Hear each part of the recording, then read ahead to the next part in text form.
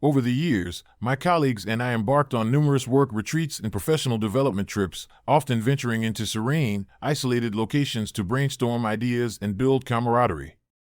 But there was one retreat that none of us will ever forget, a weekend at a lodge deep in the Alaskan wilderness. It was advertised as a peaceful escape, perfect for team bonding and focused work. Instead, it became a nightmare that still sends shivers down my spine. The plan was straightforward: drive out to a lodge we'd rented for a bargain price, spend the weekend strategizing for our company's future, and enjoy some outdoor activities to unwind. The listing described the lodge as remote yet cozy, offering the solitude we needed.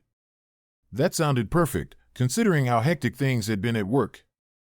We set out early on a crisp September morning. There were 6 of us, piled into an SUV driven by Chris, our head of logistics. The drive started out cheerful, lots of jokes and chatter as we navigated through quaint Alaskan towns and vast stretches of forested landscape. As we went deeper into the wilderness, however, the road narrowed and signs of civilization became scarce.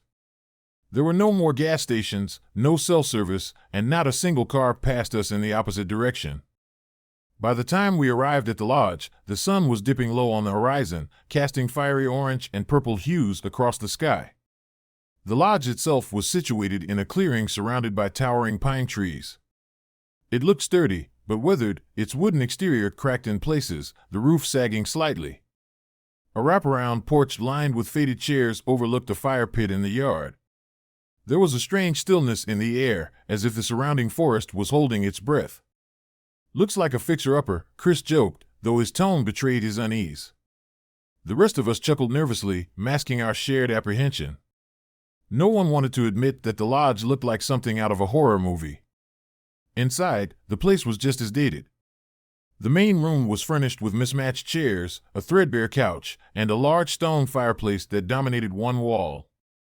A spiral staircase led to a loft area where 2 bedrooms were situated, while the remaining bedrooms were tucked away down a narrow hallway. The kitchen was small but functional, though its appliances were clearly relics of the 1970s. As we unpacked, I couldn't shake the feeling that we were being watched. The lodge was eerily quiet, save for the occasional groan of the wooden floorboards under our feet. Still, we tried to make the best of it. After setting up our laptops and settling in, Chris and I got a fire going in the fireplace while the others prepared a simple dinner of soup and sandwiches. We ate together in the dimly lit room, the fire crackling softly. Our conversation was light but lacked the usual enthusiasm we shared on such trips. There was an unspoken tension in the air that none of us dared address. After dinner, we decided to explore the area around the lodge before nightfall. The woods were dense and wild, the tall pines casting long shadows in the fading light. As we walked, we stumbled upon a small clearing. In the center stood a crude wooden structure, weathered by time. It looked like a makeshift altar or shrine, adorned with strange carvings and remnants of old candles. The sight made my stomach churn, though I couldn't explain why. "Creepy," muttered Angela, our marketing director. "I wonder who built this." "Probably just some eccentric locals," I replied, trying to sound dismissive. But my voice wavered. We didn't linger long, heading back to the lodge as darkness began to creep in. Back inside, we gathered in the main room, playing cards and telling lighthearted stories to distract ourselves. Despite our efforts, the unease lingered. The firelight threw flickering shadows onto the walls, making the old furniture appear even more decrepit. Around midnight, we started hearing faint noises outside, a shuffling sound, like someone or something moving through the dirt. We froze, our gang forgotten, as we listened intently. "Probably just wildlife," Chris said, his voice barely above a whisper. But the sound was too deliberate, too methodical to be an animal. It circled the lodge, pausing occasionally before resuming. The silence inside was oppressive, broken only by the crackling fire. "I'm going to check it out," I said, grabbing a flashlight. Angela and Chris volunteered to join me, while the others stayed huddled by the fire. We stepped out onto the porch, the cold night air biting against our skin. I shone the flashlight around, its beam slicing through the darkness.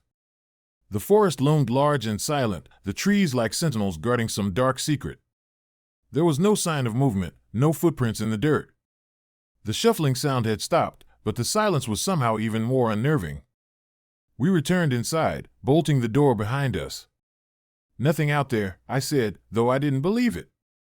We tried to laugh it off, convincing ourselves it was just our imaginations, but the atmosphere in the lodge had shifted.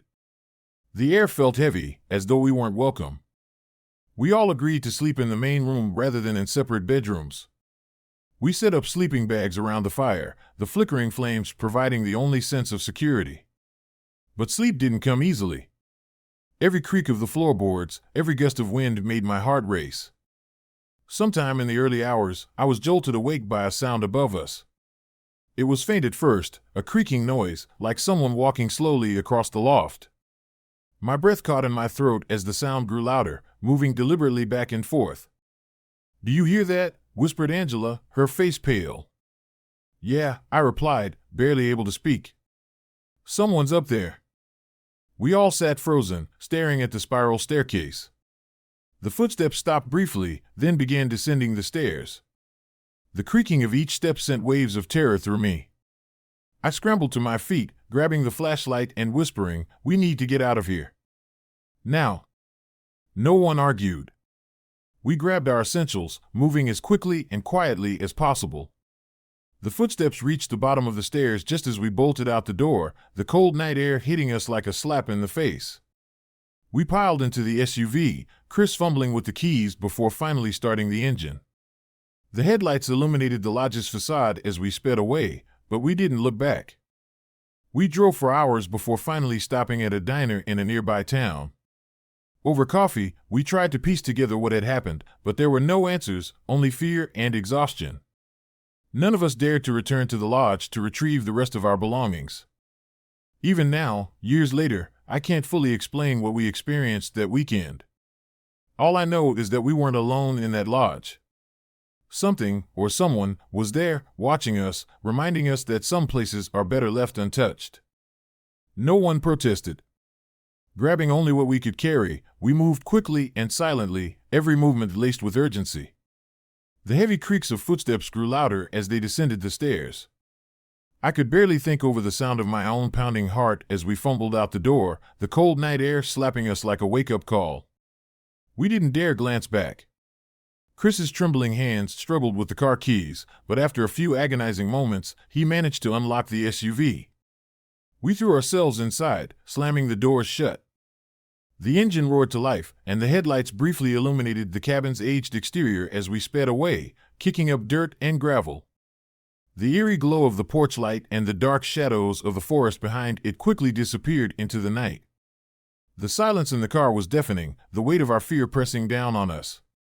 No one spoke as the road wound endlessly ahead, the wilderness swallowing the path behind us. It wasn't until we reached the faint lights of a diner miles away that we finally stopped. We stumbled inside, the fluorescent lighting and distant hum of clinking plates grounding us in a strange but welcome normalcy.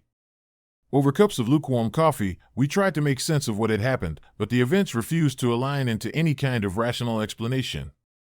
It wasn't just fear that silenced us, it was the unsettling realization that we'd experienced something we couldn't define.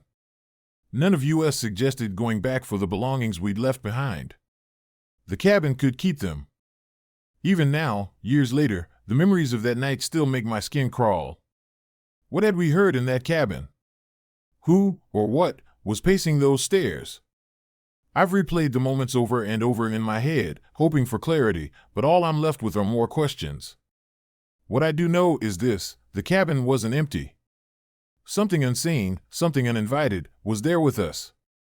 The feeling of being watched didn't end there. I think about it often when I'm out in nature, especially near water. The vast stillness of a lake or the echoing quiet of a secluded trail carries its own unease, beautiful, yes, but unnervingly isolating. One summer, Mark and I, in an effort to escape the monotony of our daily lives, decided to take a fishing trip to a remote lake we'd heard about from locals. It wasn't on any maps, just a tucked-away gem deep in the woods, a supposed fisherman's paradise. The drive was long and winding, the road becoming narrower with each turn. Pine trees loomed overhead, their branches forming a canopy that dimmed even the sunlight. By the time we arrived, the sun was setting, painting the lake in warm golden hues. It was breathtaking, calm, serene, and untouched. The surface of the water reflected the fading sky, perfectly still like a sheet of glass. We found a small clearing along the shore where we set up camp. Our tent faced the lake, and the soft rustling of the trees made the place feel alive in its quiet way. As night fell, the stars emerged, scattered across a velvet sky. The air carried a slight chill, a reminder that summer was slipping away. After unpacking, we decided to push our aluminum boat into the water for a quick evening of fishing.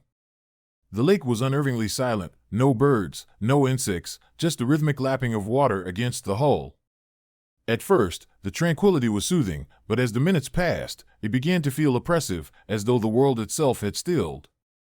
As we sat in the boat, Mark's voice broke the silence. "Do you see that?" he asked, his tone uneasy.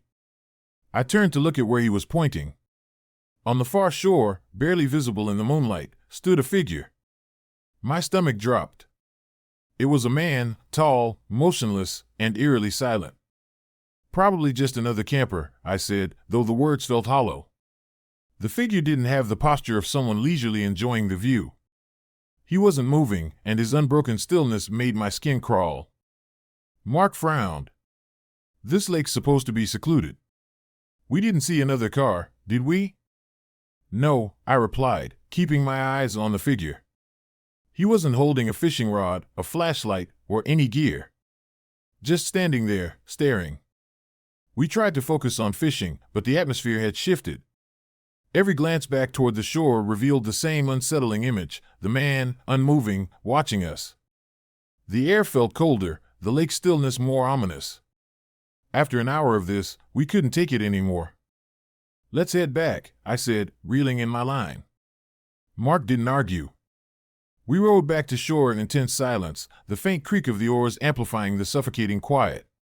When we reached the shore, we hurried to secure the boat, throwing nervous glances toward where we'd last seen the man. He was gone.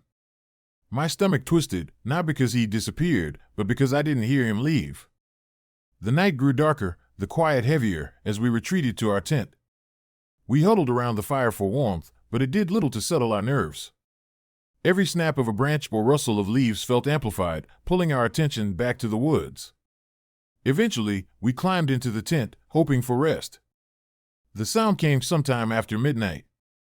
A soft, deliberate tapping against the side of the tent. I froze, my breath catching in my throat. Mark bolted upright, his wide eyes meeting mine.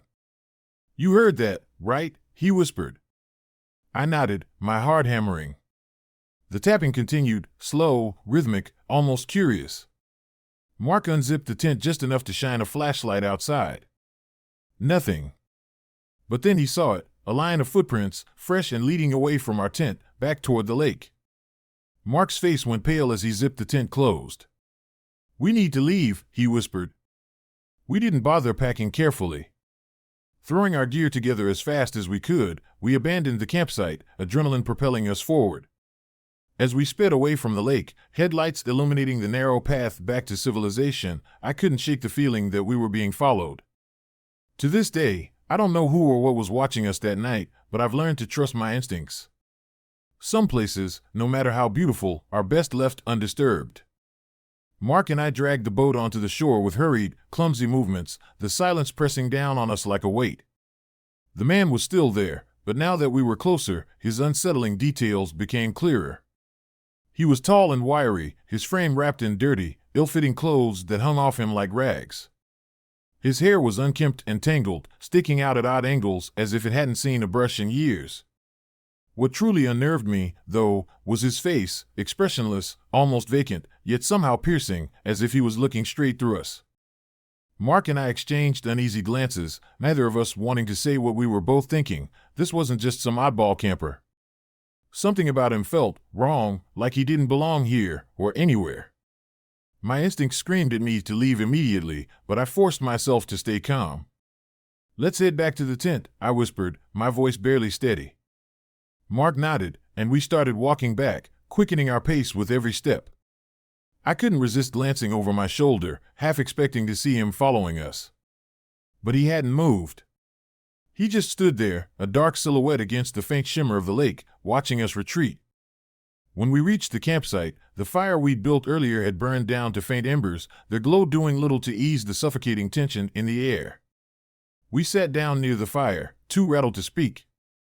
Every small sound, branches swaying, distant rustles in the woods, felt amplified, each one setting my nerves on edge. The man's vacant stare lingered in my mind, and no matter how hard I tried, I couldn't shake it. I should have asked him what he wanted, Mark muttered after a long silence. His voice was strained, uneasy. Would it have mattered? I replied, not believing for a second that a conversation could have unraveled the sinister vibe surrounding that man. Still, Mark's question hung in the air, feeding my growing unease. The isolation, the miles of wilderness separating us from the nearest town, the impenetrable darkness beyond the firelight, it all made us feel incredibly small and vulnerable. We tried distracting ourselves, cooking a quick meal over the dying fire, but the silence only deepened the unease. Every time I glanced at the lake, I expected to see his figure standing there, motionless and menacing. I could tell Mark was on edge too, his eyes darted to every shadow beyond the light, his shoulders tense as if bracing for something unseen. Neither of us said it out loud, but we both knew sleep wouldn't come easy that night. Eventually, we retreated to the tent, hoping the thin canvas walls would at least provide some semblance of safety. The wind had picked up, rustling the leaves and sending faint whispers through the forest. I lay on my back, staring at the ceiling of the tent, trying to convince myself that the man had left, that we'd overreacted.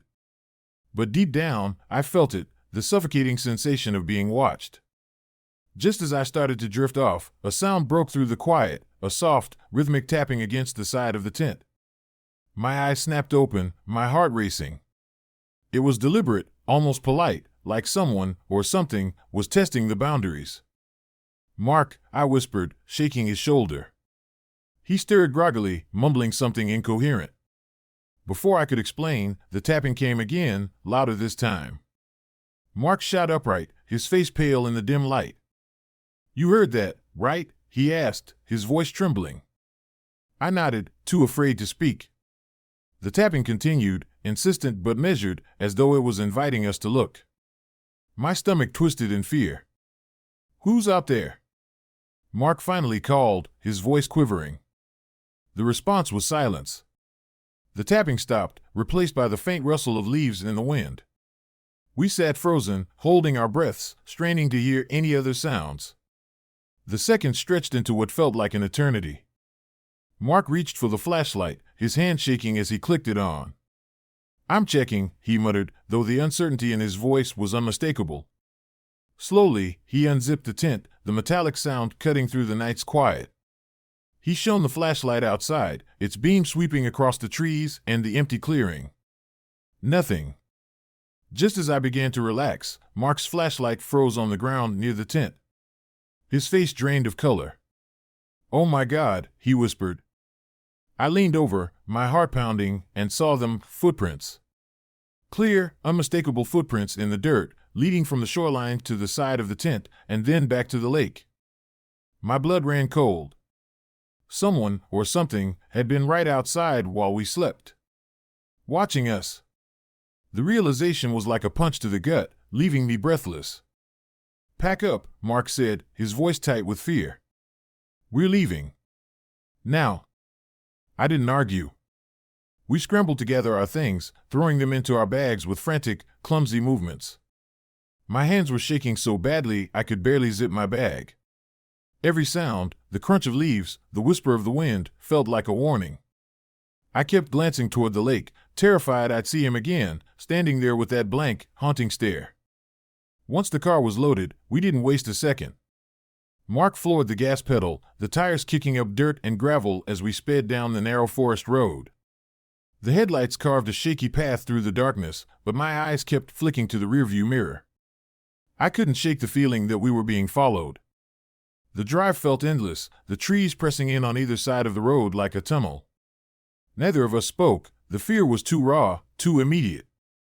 It wasn't until we reached the lights of the nearest town that the tension in my chest finally began to ease. Mark parked in front of a small diner, the neon sign casting a faint glow over the lot. We stumbled inside, the warm, brightly lit interior a stark contrast to the suffocating darkness we'd just escaped. Over cups of coffee that we barely touched, we tried to make sense of what had happened. But no matter how much we talked, we couldn't explain it. Who was that man? Why had he been watching us?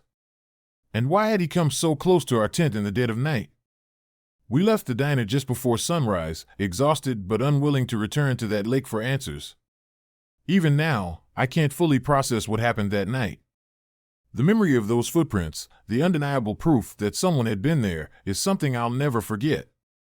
I've camped in many remote places since then, but I've learned to trust my instincts.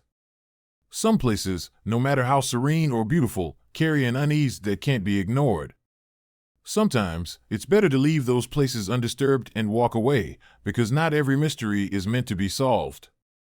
The bridge was a relic of a bygone era, likely constructed in the 1960s and left to wither in isolation as time moved on. Its rusted beams and cracked concrete told a story of neglect, a forgotten structure far removed from the busy arteries of civilization. The remote location made it ideal for my work. I preferred solitude on assignments like these. With no distractions, I could focus and finish quickly. The road leading to the site was a dusty, narrow track, winding through an endless expanse of desert. The tires of my truck churned up red clouds that hung in the air like a warning. The only sounds were the faint crackle of static from my failing radio and the occasional cry of a hawk soaring overhead. The stillness of the desert was calming at first, but as I drove farther into the emptiness, a strange unease began to creep in, the vastness of the landscape making me feel unsettlingly small. I arrived at the bridge around midday, the sun high in the cloudless sky, baking the earth below and reflecting off the metal beams in harsh glares. Parking my truck just off the road, I grabbed my equipment and set to work. The heat was oppressive, and every surface seemed to radiate back the unforgiving temperature. The bridge, as expected, was in bad shape, rusted joints, crumbling concrete, and layers of grime that seemed untouched for decades. As I moved beneath the structure to inspect its supports, something caught my eye, a large, battered dumpster tucked away in the shadows. Its presence struck me as odd. What was a dumpster doing here, in the middle of nowhere? The paint was peeling, and rust had consumed much of its surface. Graffiti covered the visible areas, though the scrawls were crude and nonsensical. There was a faint odor drifting from it, something sour and decayed, that made my stomach turn. Curiosity gnawed at me, and despite my better judgment, I decided to investigate. I approached slowly, my boots crunching on the gravel, the smell growing stronger with every step. Taking a deep breath, I lifted the heavy lid. What I saw inside made me recoil in horror. The contents were a chaotic mess, piles of tattered clothing, worn blankets, and empty cans of food scattered haphazardly. It was clear someone had been living here, using the dumpster as a makeshift shelter. But that wasn't what made my blood run cold. Etched into the metal interior were crude, nightmarish drawings, distorted faces with hollow eyes, twisted forms that seemed to writhe in agony, and strange, unfamiliar symbols carved with what appeared to be obsessive precision. My pulse quickened. This wasn't just a temporary refuge for someone down on their luck. This felt darker, more desperate, like it belonged to someone barely clinging to sanity. I backed away, my hands trembling as I tried to focus on my work, but my concentration was broken. I couldn't shake the sense that I was being watched. My gaze kept drifting back to the dumpster, half expecting someone, or something, to emerge from the shadows. That's when I heard it, the unmistakable sound of footsteps crunching on gravel. I froze, every muscle in my body tensing. The deliberate rhythm of the steps grew louder, closer. My eyes darted to the area around the bridge, scanning the barren landscape for movement, but nothing appeared. Then, out of the corner of my eye, I saw him. A figure stepped out from behind the dumpster, a man, tall and gaunt, his clothes filthy and hanging loosely from his thin frame. His hair was wild and matted, his face drawn and hollow. His eyes, however, were the worst part, wide and unblinking, filled with a strange, manic intensity. He stood motionless for a moment, just staring at me. My mouth went dry. Then he began to move toward me, his steps slow and deliberate at first, then quickening. Panic surged through me. "Hey!" I called out, my voice shaky despite my attempt to sound firm. "I'm just here doing a job. I'll leave in a minute, okay?" He didn't answer. His eyes locked onto mine, his expression unreadable but unnerving in its intensity. There was something unhinged about his gaze, something feral that made the hair on the back of my neck stand up. I instinctively backed away, my mind racing. My truck was only a few yards away, but he was blocking the path. I couldn't turn my back on him, and I couldn't stay where I was. Then he spoke, his voice gravelly and low, the words slurred. "This is my place. You shouldn't be here." "I'm sorry," I replied, trying to keep my tone calm. "I didn't know. I'll go now." But he kept advancing, his hands clenching and unclenching at his sides, his steps becoming more aggressive. "You shouldn't be here," he repeated, his voice rising with a disturbing edge. My heart pounded as I took another step back, reaching instinctively for the revolver I kept holstered at my side, a precaution for working in remote, unpredictable areas. My hand shook as I drew it and aimed. "Stop," I said, my voice cracking. "Don't come any closer." He halted for a moment, his eyes flicking to the gun. For a split second, I thought he would back down. But then his lips curled into a twisted smile, a grin so unsettling it sent a wave of nausea through me. "You think that's gonna help you?" he sneered, his tone dripping with malice. "Out here, you're just as alone as I am." I didn't wait to find out what he meant. Without thinking, I fired a warning shot into the ground at his feet. The sound reverberated through the empty desert like a thunderclap. He flinched, but only slightly, his smile never faltering.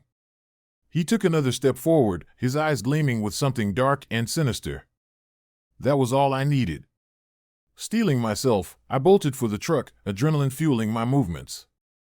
I didn't look back, didn't pause until I was inside, slamming the door and locking it.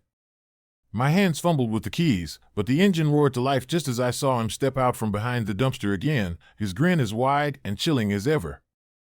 I floored the gas pedal, the tires kicking up a storm of red dust as I sped away. My rearview mirror offered one last glimpse of him, standing there in the shadow of the bridge, watching me go. I didn't stop driving until I was miles away, the bridge nothing but a distant memory. Even now, I can't erase his face from my mind, that crazed stare, that eerie smile. I reported the incident to my supervisor, who sent someone else to finish the job. I never asked what they found. I don't want to know.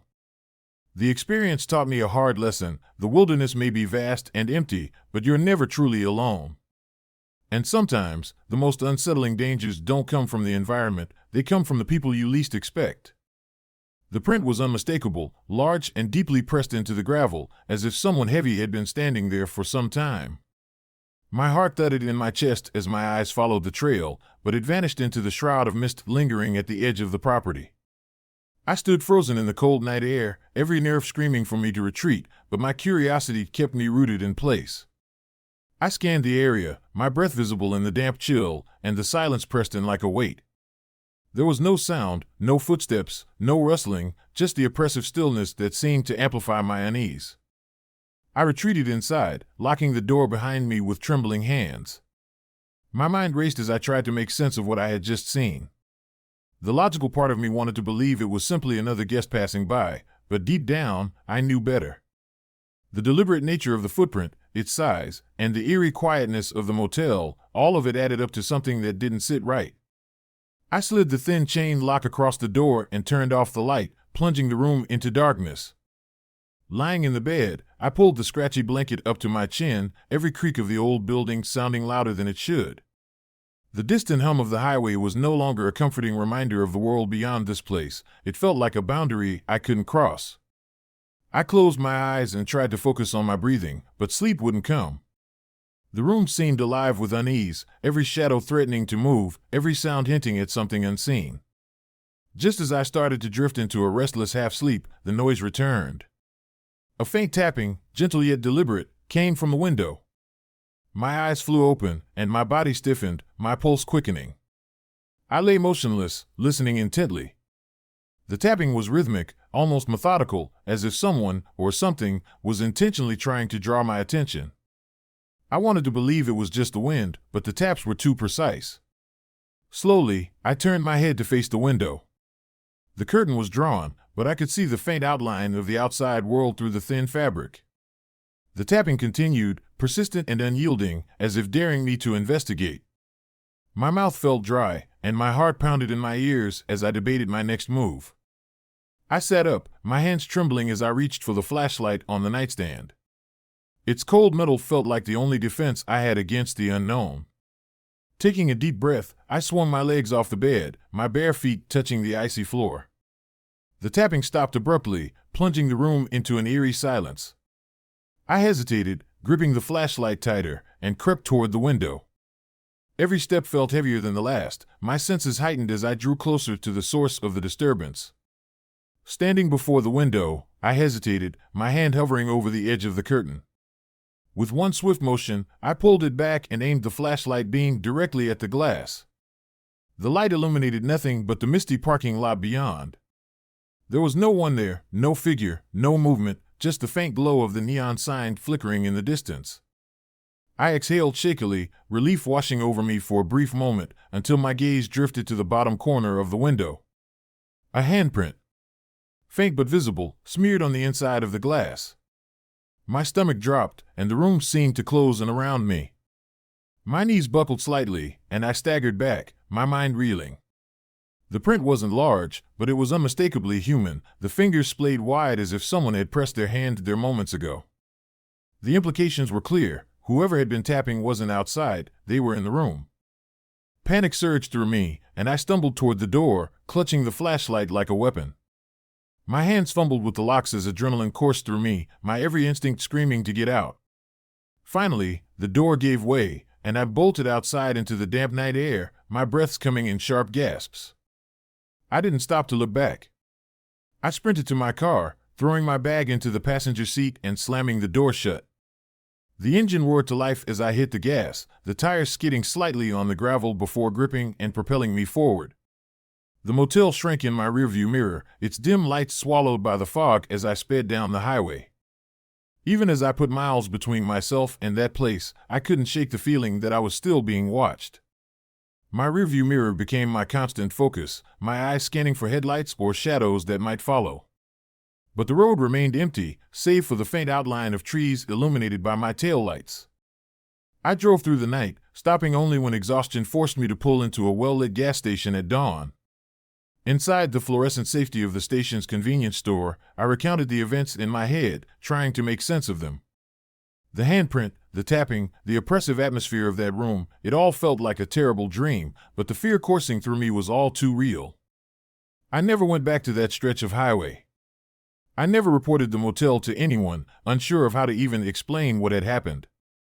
To this day, I can't make sense of the experience. I've stayed in many motels since then, but I always choose places that are busy, well-maintained, and far from the desolation of that lonely road. This experience changed me. It reminded me that isolation is not always peaceful, it can be dangerous. Out there, in the middle of nowhere, the line between reality and fear blurs, and sometimes, it's not just your imagination playing tricks on you. Whether it was a person, a presence, or something else entirely, I'll never know. But I've learned to trust my instincts and avoid the places that feel wrong. Because sometimes, they are. As I pressed my back against the door, my breath came in shallow gasps, my mind racing with the impossibility of what I'd just seen, or rather, what I hadn't seen. Someone had been outside my room, mere feet from where I slept, but the empty gravel lot offered no answers, only more questions. The stillness of the night was deafening, the faint hum of the motel's neon sign doing little to drown out the pounding of my heart. I told myself it had to be a prank, a bored traveler looking for some fun, but deep down, I couldn't shake the sense that it was something far more sinister. Something wrong. I crawled back into the bed, pulling the thin blanket over me like a shield, though it offered no real comfort. The room, once just old and dingy, now felt suffocating, its silence pressing down on me. Every creak of the aging structure became amplified, each gust of wind brushing against the building morphing into imagined whispers. I squeezed my eyes shut, willing myself to believe it was over. But it wasn't. Just as my breathing began to steady, the sound came again. This time, it wasn't the door. It was the window. The tapping was faint at first, almost delicate, as if someone, or something, was testing my resolve. It was deliberate and rhythmic, not the random scrape of a tree branch. My chest tightened as my eyes flicked toward the curtain, the thin fabric barely obscuring the faint glow of the parking lot light. I wanted to ignore it, to pretend it wasn't happening, but the sound persisted, louder now, more insistent. It was as if it wanted me to look, to acknowledge its presence. I gripped the flashlight on the nightstand, my hand trembling as I struggled to summon the courage to face whatever was out there. My pulse thundered in my ears as I slowly sat up, the blanket sliding off me in a slow, hesitant movement. I aimed the flashlight toward the window, the beam illuminating the edges of the curtain. For a moment, I thought I could see a faint silhouette, a figure just beyond the glass. My breath hitched. With a deep, unsteady breath, I reached for the curtain. My fingers brushed the fabric, hesitating as a primal voice in the back of my mind screamed at me to stop. But curiosity, or desperation, won out. In one swift motion, I yanked the curtain aside, the flashlight beam flooding the window. There was nothing. No figure, no face, no movement. Just the empty parking lot bathed in the pale light of the flickering neon sign. I wanted to feel relief, to let out a shaky laugh and convince myself it had all been in my head. But then I saw it. In the lower corner of the glass, barely visible, was a handprint. Small, faint, and smudged, yet unmistakable. My stomach twisted as I realized one horrifying detail: the print was on the inside of the glass. I stumbled backward, the flashlight slipping from my hand and clattering to the floor. Panic surged through me, my legs moving before I had time to think. I grabbed my keys, my bag, anything within reach, and bolted for the door. My hands shook so violently that it took me 3 tries to unlock it, the knob finally turning as I yanked the door open and rushed into the night. The cold air hit me like a slap, but I didn't stop. I sprinted to my car, fumbling with the keys as adrenaline coursed through my veins. I slammed the door shut, locking it immediately before starting the engine. The tires screeched against the gravel as I floored the gas pedal, the dim motel fading in the rearview mirror. My hands gripped the steering wheel so tightly my knuckles turned white. The neon sign grew smaller and smaller until it disappeared entirely, swallowed by the darkness of the empty highway. I drove without stopping for hours, the fear clinging to me like a second skin. When I finally reached the glow of civilization, the relief was overwhelming, but the terror lingered. Even as I checked into a well-lit, bustling motel in a nearby town, the handprint and the rhythmic tapping replayed in my mind. Sleep didn't come easily that night, or the nights that followed. I've told this story to a few people over the years, but most dismiss it, chalking it up to a vivid imagination or fatigue. Maybe they're right. Maybe the isolation and exhaustion of that night played tricks on my mind. But I know what I heard, what I saw, or didn't see, and that handprint inside the window is something I'll never forget. From that experience, I've learned to be cautious. Remote places may offer tranquility, but they also carry a certain vulnerability. The silence and solitude can distort your senses, making every sound and shadow a potential threat. I now make a point to stay in places that are well-lit, busy, and far from the unsettling emptiness of desolate highways. The unknown has a way of creeping in where you least expect it, and sometimes it's better to leave it alone. For those who enjoy the thrill of the unexplored or the beauty of isolation, remember this: trust your instincts. If something feels wrong, it probably is. Some mysteries are better left unsolved, and some places are best avoided. Because in the quiet stillness of the middle of nowhere, you're never as alone as you think. Stay safe, stay aware, and never ignore the voice in your head telling you to run. Sometimes, it's the only thing standing between you and the unknown.